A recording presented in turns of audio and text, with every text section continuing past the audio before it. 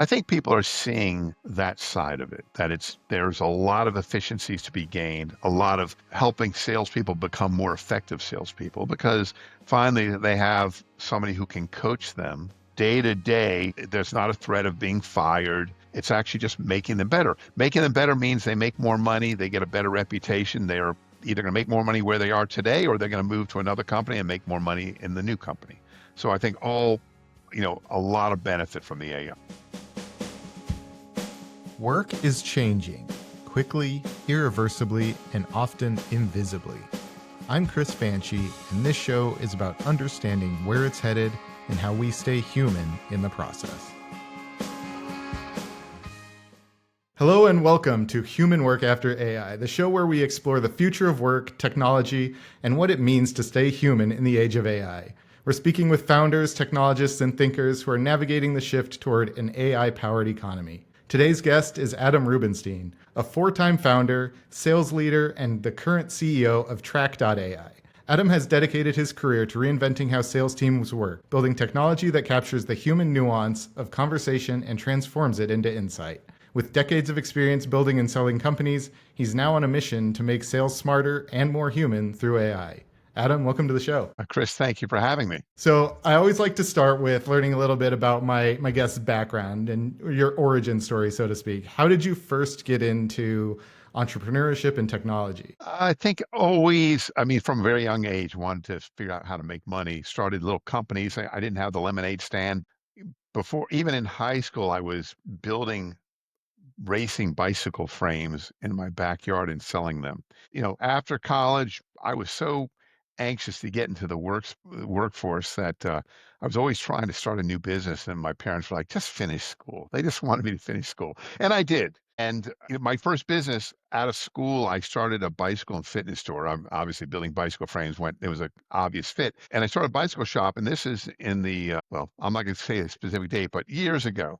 And there was no inventory management for bicycle shops. There wasn't inventory management for any small retailer. And so I went and bought an IBM PC and I went to the salesman there and says, okay, I need this something to manage my inventory. And he handed me a programming language book and said, there you go, build it yourself. And that's what I ended up doing. So I had the bicycle and fitness stores, two of them, and then I started a software company making inventory management. I built that up, had maybe 175 bike shops paying me for that. And this was before the day of SaaS. You just sold the software, one-time fee of like $2,000. And then I sold the company and went to grad school. I paid for grad school and a few other things. But that was my first kind of, feeling for real business and software. And from there, went through grad school, finished grad school, and I'm basically unemployable. So, I always know that I tried employment. I will say I tried employment for about 8 months. It was not a good fit for me. And I left that company and I started my next company and we were selling all sorts of crazy stuff. But the big thing was prepaid phone cards. This is back before cell phones were getting popular, but there were still pay phones on every corner. So we started prepaid calling cards. So we're selling something. And we built that company up and sold it. Weren't sure what to do. We built another company and sold it. This was during the dot-com boom. And we hadn't even built anything. And companies were offering us, just on kind of a concept, offering us literally millions of dollars for concepts. There was a lot of money out there. And we sold it. We said, okay, this is cool. We'll get out of this. The last company, the one that I probably feel best about in the sense that got pretty big, we were a website translation company. I not by myself, but me and some other people built and invented some technology to convert websites into other languages. So we could take the Ford Motor Company website and add Spanish and Chinese and French to the site very simply. And we were monitoring the site for changes. So anytime they added something new to the site, we'd automatically capture it, submit it for translation. The translations would come back, we'd update it. So there's kind of 2 or 3 sites in parallel running simultaneously. And we built that up. And again, you have to sell it. That's always the hard part, right? Everyone thinks the hard part's inventing the technology. That's not the hard part. The hard part is selling the technology. I mean, it's hard to invent stuff and build it, but it's even harder to sell it. So we built that up and we sold it. But my frustration after we sold that, I looked back and said, every time I invented or built a company, it always starts with you coming up with some idea. You have to go to market. And everything else about sales is very data driven, but sales itself has always been kind of gut and intuition. It's like, he's just a great salesperson. He or she can sell anything to anybody. So that's who we want to hire. And we'll just leave them to their own devices and they'll do well for us. And that's not the case. I mean, the competition is fierce when you're selling. And so I wanted to figure out a way to convert this kind of art of sales into a science of sales. And that's what led to our most recent company, Traq. So that's kind of how I got here. It's the frustration of how do you know, convert this thing is gut and intuition into hard science that can be coached and improved and taught to people.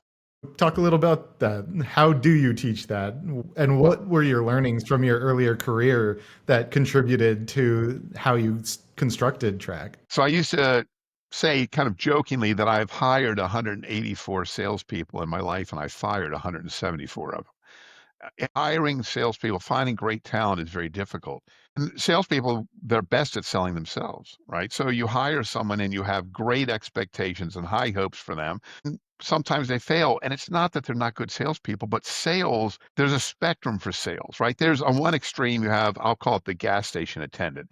They sit in a booth and people come and they buy their stuff and they pay that person and they go. On the other extreme is, the consultative sale where you're helping companies invent things and you're really helping them solve big problems. And depending on where your experience is, you're probably very good at that type of sale, transactional sales versus a consultative sale, but all sales are not equal. They're not all the same. And so finding someone who's great at sales in the type of environment you are in, who has familiarity with the products that you're selling, it's hard to find those people. And whoever you find, unless they came from a direct competitor, they're probably not going to be an ideal fit. So you have to have a way to coach them up, to make them better, to help them with deal strategy. So that's the fundamental problem. And this became, I guess, what hit me was I'd have these quarterly board meetings at my last company, and Morgan Stanley Expansion Capital would show up, and Riverwood Capital would show up. And the first question is always, are we going to hit our number? Sometimes I got to say yes, but too often I had to say no. And the next question is, what are you going to do about it? And it's always, well, I'm going to coach them up and I'm going to train them. Train them on what? I didn't have any idea what they were doing well and what they were doing poorly. And if I knew what they were doing poorly, how do I know what to do to make them better? So, and this is a problem I think that 90% of the world has, right? This is not unique to my experience. Every sales leader has this problem. And so it's solving this problem, figuring out and having the visibility to know what people are doing well and where they're doing poorly and how to help them improve. And so that was the impetus for building Traq. And it's been an exciting journey. It's it's been a both frustrating and exciting because we started this quite a while ago before the AI revolution. I call the AI revolution, it's really, I think of Chat GPT, November of 2022. That's like embedded in my brain, like someone hit me with a hammer. We were doing this years earlier and we were building our own large language models ourselves. And it was really hard and really expensive, and I'm thinking I think back, I had this conversation yesterday with somebody. I said, "We spent, $2 million doing this, and they spent $1 billion to get off the ground." I'm like, "Yeah, it's not a surprise that we struggled and they didn't, but all of a sudden the AI is there, it works, and it's evolving so quickly that are you familiar with Gordon Moore's law on chips that they double in power about every 18 months? And I think that the AI is evolving and changing, doubling in power. Someone's probably calculated it, but I'm going to guess every 6 months. It is, evolving so quickly. And I'll try something to do something unique in the AI, and I'll get a poor result. And then 2 months later, I'll do it again, and it's working perfectly. It's moving that quickly. Well, it's also fascinating how you get different returns from the AI depending on when you use it, right? And like you could run the same prompt one day on 8 a.m. on a Monday morning, run it again at 4 p.m. on a Thursday, and it's going to give you completely wildly different results, right? That's so true. And so I liken it when I talk to our clients, because I'm explaining how we do our analyses and how we're going to build them a custom analysis. I liken it to you have two PhD students. Maybe they're professors, but I'm trying to set a level of how smart they are. They're really smart. You've got these two really smart people, and you ask them both, did I discuss pricing in my last conversation? They leave, they come back, and one of them goes, yeah, you did. You discussed pricing. Perfectly right. The other one comes like, oh yeah, Adam, you discussed pricing. You talked about this and you talked about that, and you took a brief respite, and then you came back and said this, that, and the other thing. They were both exactly correct, but one just gave a lot more substance and detail. And that's how I feel like when I do these, run these AI prompts, you do not know. And that's the trick to the hard part. There's two sides to the prompting of one is getting it to give you the answers you want. And the second part is getting it to format them in a way that's optimized for legibility and readability. And so, but they're both hard because of that kind of randomness that we've all come to experience if we played with AI at all.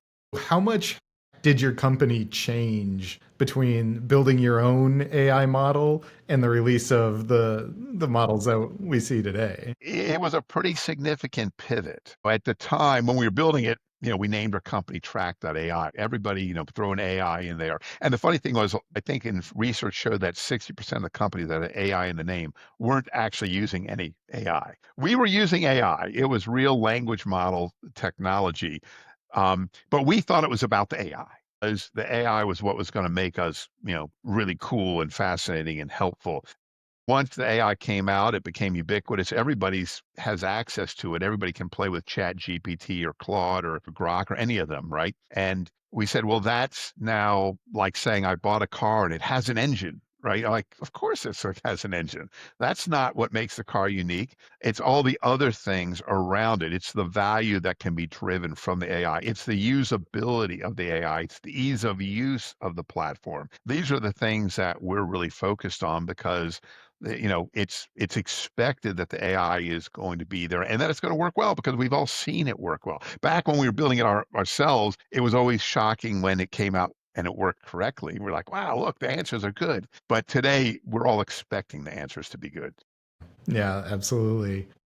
You mentioned in our previous conversation that salespeople only spend about a third of their week actually selling. So, how is your AI working to fix that? Okay.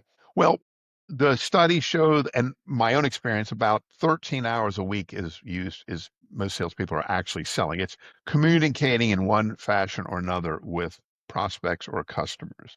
The rest of the time is doing a lot of administrative work and meetings, study, research, things like that. And so I look at it, we had several goals with our platform, but goals in general that we wanted to solve for are kind of our true north. One was greater visibility for sales leadership. We'll get to that. But from the sales perspective, every time you add a new technology to a sales team, our sales tech stack, I don't know what it was. Back in the day, a long time ago, you gave them a phone and an 800 number, and like, there's your sales tech stack. And then Salesforce changed all that. And so now the tech stack has all these different platforms layered on. And as a salesperson, not only are you expected to know how to sell, but you have to know how to use all this technology. So when you say, hey, we've got one more, there's this collective groan like, no, I already learned Zoom and Teams and Zoom Info and Instantly and all these other platforms and Salesforce, of course, and now I got to learn one more. And so you get this kind of revolt on your hands. And so I said, well, whatever we do, there can't be that kind of feeling about it. So it has to take work away. It has to alleviate the work. It has to take it off their shoulders by making a lot of the administrative work that salespeople normally are expected to do. By making that go away, we're giving them more time. And an example, I'm a big believer that after every sales call, you should send a thoughtful follow-up letter, right? Maybe it's a thank you letter, it's a discussion of what was talked about, maybe a list of our agreed upon to-dos. And I would spend 20 or 30 minutes after a call writing that because you can write hey, Chris, great call today, really productive. I look forward to our next call. Well, there's no substance there. Mm. And I felt like you're trying to send a message that I heard you, I was listening, I'm a professional, I'm prompt. You can see it in my follow-up email. So the platform has to write that follow-up email based on the conversation. It has to be context specific. And it does that, and it does it in a matter of, I don't know, 20 seconds. So I used to spend 20 or 30 minutes writing an email. I would have, a typical day, I might have, today I probably have 7 calls, but typical day, I might have 5 calls, 25 calls a week. How many hours does that translate to? And now it's done for me in 20 minutes, saving me 20 minutes to knock these things out. Secondly, it connects our calls into the CRM, because that was my other pet peeve. That, and this is a true story. In my last company, I have an office. One of my sales guys had an hour and a half long conversation with the chief marketing officer at Ford Motor Company, really big company, and he came running in my office after the call because he was excited. It went really well. And he said, Adam, had a great call with Ford. Oh, good. Come on in. Let's take, and I open up Salesforce and I'm like, there's no notes in here about your call. I mean, it was a great call, you said, right? There's no notes in here. How can I ever help you if you don't document? I don't know what's going on in your brain. So he goes, oh, okay. He runs back to his office, gets on, he comes back, 20 minutes later. Okay. I open up Salesforce again, and there are 3 bullets. It's like the price is too high, the delivery date's fine, but he has another issue. And I'm like, an hour and a half conversation? I mean, there must have been more substance than just those 3 bullets. But that's what they remembered, right? And they're optimistic, and they know that it's in their head. They hope they're going to remember it. But that to me is not adequate. 6 weeks later, if they come to me and they're feeling bad about the deal, they don't know if it's going to come to fruition, and they, say, hey, Adam, what do we do about this? Can we give them a lower price? My first thought is, well, if they want a lower price, then we probably didn't tell the story well. We did not share the value proposition. There's something else going on. And so that's the kind of data that is in the conversation, but you have to mine it from that conversation. That's one of the things that Traq does, and it's so critical. And I love that everyone's not using Traq yet, but I love the fact that more and more people are recording calls. That is so critical because that's the raw data. 15 years ago, I had one of those little micro recorders, and I would put the phone on speaker and I would use a micro recorder. I'm thinking that I'd someday go back, and if I needed to, I could listen to the call. But nobody ever went back. If you spend an hour on the call, who's got another hour to listen to the call? Right. And that's the other savings that, when you've got the administrative work, but also preparing for calls, right? What I found, do you play any sports, Chris? I played tennis. Okay. You don't go into a match without warming up, right?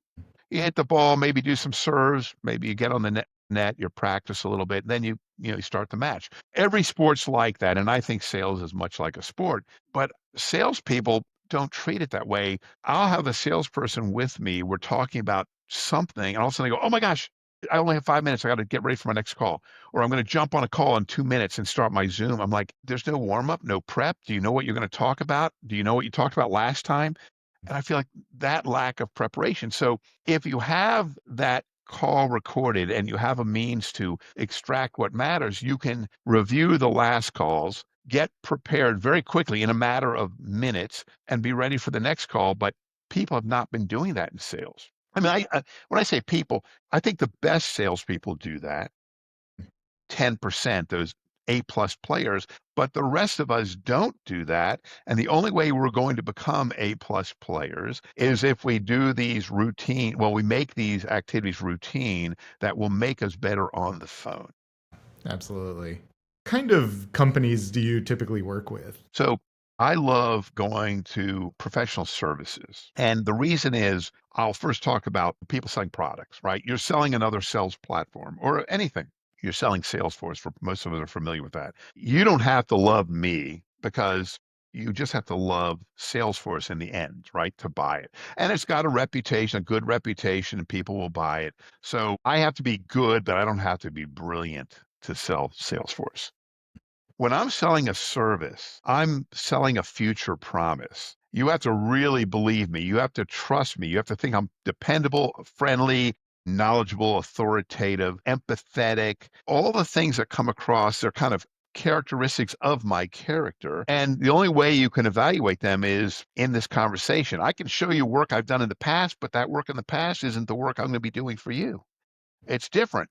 So you have to believe in me. So the conversation and what I say, how I say it, how I behave after the call, my follow-ups matters so much more for industries that are service industries. So that's why we focus them. And then we've broken it down, we niched it down to insurance, consulting, SEO, and web development and management, things that are you're promising to do something really well, but there's no guarantee that it's going to go well.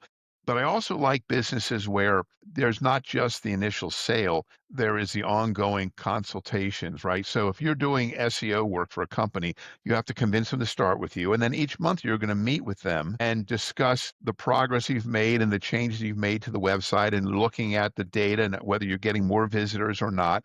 And listening to whether they're pleased with the conversation and are there other opportunities to do more work. All these things really matter. And it makes the value proposition of capturing and analyzing the calls that much greater. Mm. How are you seeing salespeople in terms of accepting AI into their workflow or into their life? Are they excited about it? Are you still seeing some hesitance? Well, I think there are several areas. The first area we run into is there are people that are reluctant or fearful that about recording calls. I don't hear this a lot, and I hear it less and less over time. Over the past few years, I kept track of how many times people said, "Don't record my call." And it's been twice, right?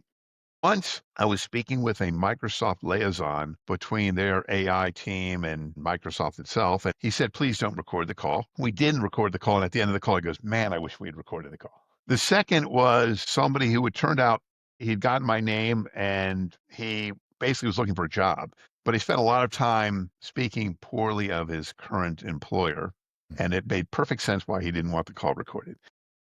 But other than that, most people don't have a problem with it. You know, in our world today, everywhere you go, there's cameras. Every house has a camera out front on Ring. Every corner has a camera. Every store has a camera. So we're all being recorded all the time. But there are people that reluctance isn't the recording itself, but the fear that people are going to be hesitant to speak candidly while being recorded.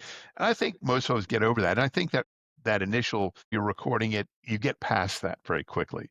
And most of it, nobody cares, right? Every call is being recorded. And I always tell people, I'll be glad to share the recording with you. So, I'm not trying, there's no secrets here. We'll share the recording. You'll have the exact same data I've got. I think we're getting past that.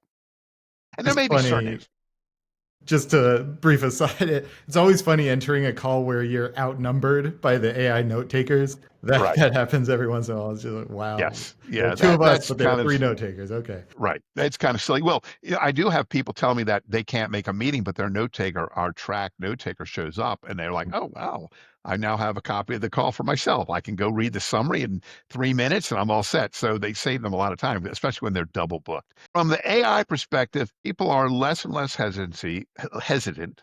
And I'm seeing that really, I'd say in the past 6 months. I think 2025, enough people have played with AI, ChatGPT and others that they're like, okay, this thing can really help me. And so I'm seeing less hesitancy over using the AI itself, but they're not sure how it's going to help. Most of them still think, oh, it's going to write a call summary for me. It's going to create a list of tasks for me. And that's the very basic information that can be gleaned from a call. It can do way more. We're using it for scoring calls. Now, there is a sense that, well, sales leaders always fear that the salespeople are going to have a fear of big brother. Like, no, now they're going to see everything I do right and wrong and have that fear. I don't think people are using it that way. They're using it to help the salespeople. No one is looking to say, gotcha, you made a mistake. It's like they're looking to say, hey, let's figure out how you can overcome this objection better. And one of the things we've done to overcome that feeling of big brother is we built what we call self-guided coaching, where our technology will evaluate a call and tell you how you can improve your performance. So you can look at this analysis and nobody else has seen it. It's just there for you. And it'll tell you you did a great job building rapport. You asked great open ended questions. You got great answers. You did not build a good sense of urgency. It was not a strong sense of urgency. And like, oh man, I need to work. I've had people call me and say, Adam, that is the single most important thing. I don't build a sense of urgency. And it will tell them how they can improve that because that's what shortens sales cycles. So they're getting used to it. I don't know what the numbers are today, how many people are using, there's how many people are recording calls. That's probably 10%. and how many people are using recording technology that actually has some serious sales AI capability, and that's probably 5% of the potential population. There's a long way to go, but it's getting, more and more popular. In terms of how it's going to help them, once they see the meeting notes and how thorough they are and how accurate they are, and the fact that they can be injected into their CRM, it's like, I just saved myself a lot of time. I didn't have to worry about the notes. I could be fully engaged in the conversation.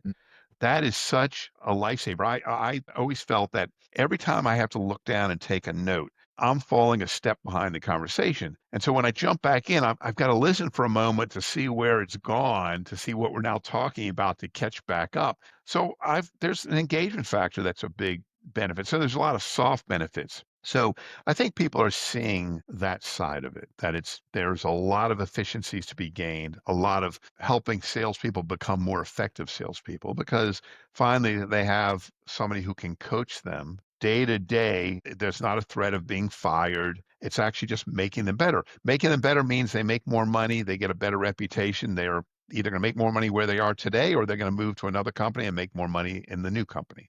So I think a lot of benefit from the AI. And I think the note taking thing and being able to really be present and engaged, that's where the AI is helping to actually humanize the sales process, right? Right. You're getting to focus more on that relationship and in the conversation. You're getting that deeper connection compared to before where there are those distractions. Absolutely. Now, the other side of this is people being fearful for their jobs. I think that's where you were going to head. And that's the next question, right? And you know, the next stage or next phase that it seems that we're heading towards. I mean, we're heading towards a lot of things very quickly. But let's Right. say the next phase is okay, you're going to have notes actively popping up on your screen. The AI is listening in and it's prompting you on what to ask as you're going through the conversation. Right. And the next phase after that, you even need the person anymore. Right. Well, two things. We used to do the notes popping up on the screen. It would actually, the AI was responding in real time. And people came back to us and said it was very distracting. Like, I'm looking at you, and all of a sudden I'm looking over there, like, what? Oh, what? Oh. And so it's almost that you lose the engagement. And now, enough people are asking about it that we're exploring if there's a way to do it in a fashion that is not so interrupt driven or creating such an interruption that you lose your place. So that's something where we can do it. We just turned it off. We're trying to figure out how to redeploy it in a way that the user experience is good. That will matter. My own feeling is I don't think AI is ever going to take the place of the salesperson, the sales executive, or the sales rep. I think AI will become good enough to do lead gen. I've had companies I've tested companies where they would have lead gen set appointments. And a very brief conversation came across pretty humanistic. There's a timing issue. Most humans are always ready to speak before you complete your sentence. The AI doesn't do that. It doesn't interrupt you while you're talking. Um, and so it works pretty well. Now, the funny thing was, I tested one of the companies doing this, and I said, "Test me. Sometime this coming week, I want you to call me and set an appointment." And I got a call. It took me a moment. The voice finally, I realized the two kind of monotone-ish in the voice. So I realized I'm speaking to an AI bot of some sort. And then we set the appointment. And then it was a woman's voice. She said, "Is there anything else I can do for you?" And I said, "Tell me a joke." And she said, "Why did the skeletons refuse to fight?" I'm like, "I don't know." She goes, "They don't have the guts for it." So I thought it was pretty cute. Anyway, but I now I'm getting a lot more of these calls, and you can tell that they're robocalls using I mean robocalls using robots. And I'm not a huge fan, but people are worried, is this going to take my job away? And I think that there are several factors that are, I can't say 10 years out, but in the next 5 years, I don't think so. And the reason is that I want to buy from you, Chris, partly because I want to know there's somebody that I can yell at if things go wrong. I want to know there's somebody at the other end that is a human that understands me, that has empathy for me. And, can't say, I can see the robot or someone behind the robot saying, we weren't on the conversation. We don't know what you're talking about. You never asked for that. I'm like, no, come on. That's that's disingenuous. I want to know there's a human back there. And I also think that the humans who can read things about me, you can look my facial recognition, how I'm behaving, if I'm leaning in, that will eventually come to AI. I mean, I know AI can read imagery and so forth, but again, I think there's too much of the human behavior that is critical to the sale. And again, 5 years out, I'm not worried. 10 years out, who knows? Maybe they'll make human looking and behaving. It's evolving so quickly. Now what'll happen is it won't that there won't be fewer jobs. The jobs will change, right? Because you're going to need sales coaches to coach the AI how to sell the product. So I think that there'll be a lot of these people that are behind the bots that are going to be helping them get really smart at selling. But that's a few years out. Yeah, I tend to agree, and I think there's in some sense we're actually making the human more important in the sales process. And I think it's the ubiquity of the AI and the automation and the canned responses and the things coming across and the flood of noise into your inbox and Right. wherever else you are, that people start to be more drawn to the human because at least they know they're talking to a person, and the rest of it just feels so impersonal. So you're going to have this divide between the highly transactional relationships where you don't need a person on either end really, and Right. then for anything that's even remotely complex, people are going to lean Right. towards wanting to have that Right. human on So the other you've end. in your what you've just said sounds like you're kind of breaking it down by kind of how transactional versus how complicated, how complex the conversation. I completely agree. I just went to a drive-through, like I think McDonald's or Chick-fil-A, and it was all AI, right? The AI took my order, made a recommendation, and that's very easy. But imagine the environment where you're doing a somewhat complex sale. You're selling Salesforce and you're saying, can you do this for me? And there's a technical side. Can we do it? Maybe so. Should we do it? That's a strategic issue. And that would depend on if you understand the strategy and where the business is going and whether making that customization is worthwhile. That'll be harder initially for the AI to be able to do that. And then I think the most important part is what you said, it's humans dealing with humans. I think it'll come to a time when you're so tired of dealing with bots at the fast food that you'll be excited that you get to speak to a human at the store, and their human's going to be selling you shoes, and they're like asking you about your running style and do you pronate or supinate, and what type of shoe, and tell me a little bit about your running style.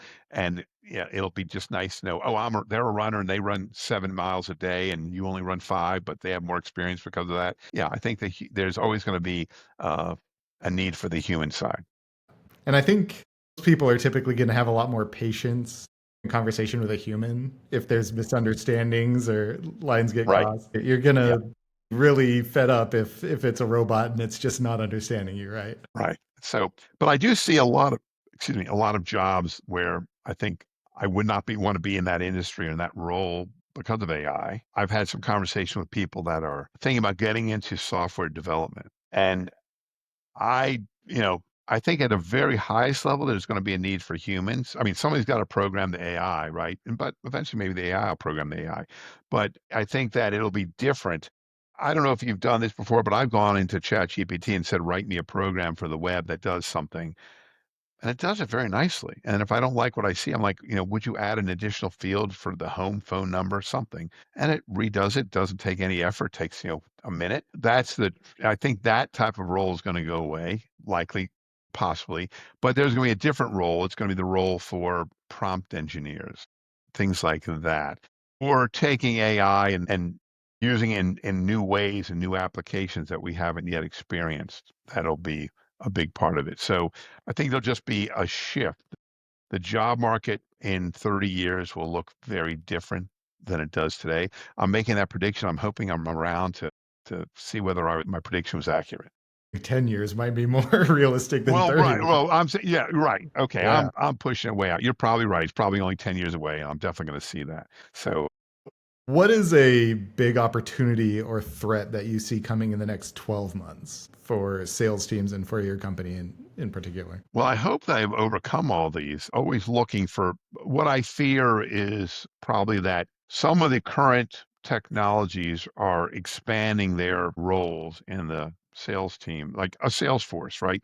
They have the money, they're big enough. They could start doing everything, right? They could buy us or they could just build their own. They could absorb us and but you could say that about every piece of the technology stack. They could start with a competition like a Zoom Info where they have all the lead generation tools and move to outreach or sales for a sales law for instantly where they're now doing the outbound email marketing. They could do all that stuff. They tend to not do that. The good news is most companies kind of stick to what they're really good at, and their strategy is built around what they do well. But there's nothing to say that they couldn't do more. And I get calls mostly from investor types. They're like, well, what's to prevent Salesforce from just doing this themselves to do what we're doing? And nothing in theory, but you could make that argument about almost any industry.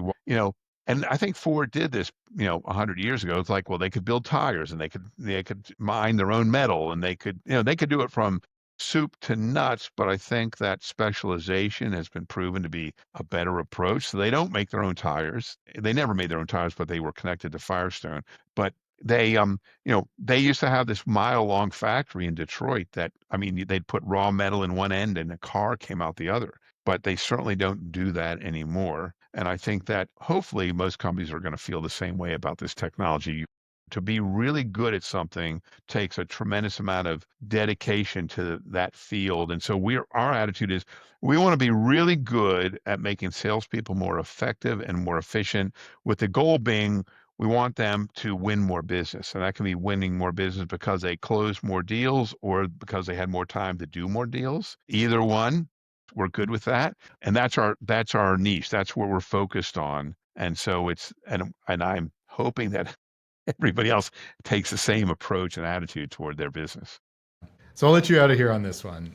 Gives you the most hope about the future of work? Well, that that we as humans seem to be very adaptable. That if you look at it moment by moment, and by moments I mean like month by month, it's like sometimes things get very scary. You worry about the stock market, you worry about recessions. All these things seem to be moving more quickly than in the past. I think that's good to know. We're very resilient as humans. Look, the cars came along and everyone thought that the world was ending, that all the people with horses and buggies and the buggy whips they are gone, but it was replaced with mechanics and gas stations and automobiles. Then the computer was going to put everybody out of business, and it just created this huge industry around the computer industry. And each time we see these new evolutionary events take place, and then we adapt. And so people aren't getting degrees in agriculture anymore. They're getting degrees in computer science. That's what's taken place in the past since 1980-ish. And I think we're going to see a transition to AI and robotics, and it's going to be a transition. So I don't, I'm not worried about it as much. I'm just not worried about it. I think that we're just going to see this big transition. It's very optimistic. Well, I'm a No, sales guy. I'm always absolutely, and I optimistic. certainly hope that that's the direction things go as well. I think there's a lot of positives that are going to be coming. Right, So right. this has been a fantastic conversation. Thank you so much for coming on the show. Chris, thank you for having me. Where can people find you and check out more about Traq.ai? It's very easy. It's Traq.ai. You go there, you can find out a lot about Traq, what we do. You can sign up for a free trial and test it out yourselves. If you're using another recording product, run them both. Make a comparison. I think you'll be very pleasantly surprised at the difference in what we're doing. Fantastic. To everyone listening, thank you so much for tuning in. Please be sure to subscribe, leave us a review, and join us next time. Thanks a lot. Thank you. Thank you for listening to this episode of Human Work After AI. Be sure to subscribe on your favorite podcast provider so you never miss an episode, and we'll see you next time.